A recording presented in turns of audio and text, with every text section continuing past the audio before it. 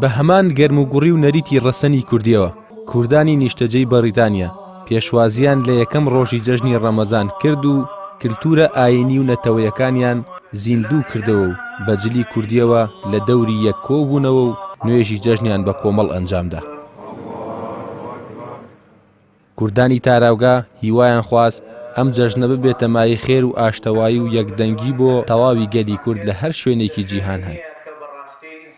هیوادارم ئەم جەژنە ببێتە مایی خۆشی و ئاشتی بگەڕێتەوە بۆ سەرجەم جیهانیان ئینشاء الله.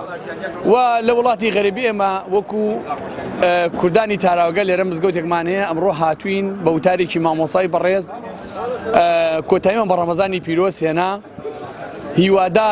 هیوادارم سەرجەم کورد تەبابن ئینشاء الله، سەرجەم موسڵمان تەبابن ئینشاء الله.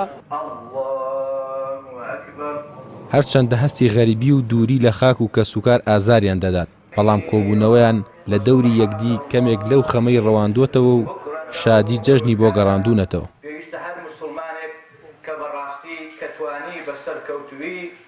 ڕاستی ئێمە لە سۆز و خۆشەویستی نیشتیمان وڵاتی خۆمان بێبەشین، بەڵام لێرە توانیمانە ئەم بۆنە پیرۆزانە بە بەرزی ڕابگرین و هەموو ساڵە یادی بکەینەوە بەپێی توانە و وەکو هەموو نەتەوەکانی تر کە دووری لە وڵاتەکانی خۆمان توانیمانە لێرە دووبارە و خۆشی و شادی بۆ ئەو گەنجانە دروست بکەینەوە کە چەند ساڵە دوورن لە کەسوکاریان و نەیانتوانێت بە بۆنەی چەند هۆکارەوە بگەڕێنەوە وڵاتەکەی خۆیان. ئەوان وێ ڕای پیرۆزبایی بۆ کەسوکاریان لە ناوەوەی هەرێمی کوردستان جەخت لە پاراستی نازنامەی کوردەواری و پۆشینی جلی کوردی لەم بۆنەدا دەکەنەوە. خی گەورە مبارەکیەوە هەموو لە جەژن و خۆشییا بن ئینشاءالله. سپاس بۆخوا چەندێک دووریش بین لێرە هەر جەژنەکە گەرم و گوڕەیەکی هاتیەوە بگرێ لەوەی لە کوردستان گەرم و کوردتر بێ گەشتی لە ناویەکە تەباییە کۆمەڵایەتیە.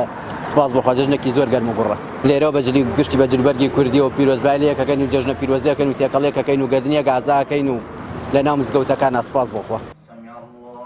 دوای نوێژی جەژن وەک نەریتێکی هەمیشەیی هەمووان لەسەر یەک سفرە و خوانی تایبەت کۆبوونەوە تا بۆ ساتێکیش بێت هەستی جەژنی ناو خێزان و کوچە و کۆڵانەکانی کوردستان لە ناخیاندا زیندوو بکەنەوە.